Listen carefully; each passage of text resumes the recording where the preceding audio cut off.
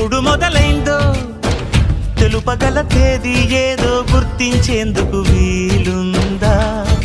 ప్రణయం ఎవరి హృదయంలో ఎప్పుడు ఉదయిస్తుందో గమనించే సమయం ఉంటుందా? ప్రేమంటే ఏమంటే చెప్పేసి మాటుంటే ఆ మాటకి తెలిసేనా ప్రేమంటే?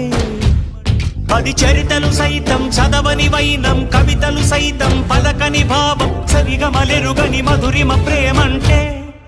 దరిదాటి ఉరకలు వేసే ఏ నదికైనా తెలిసిందా తనలో ఈ ఉరవడి పెంచిన తొలిచిన కేదంటే?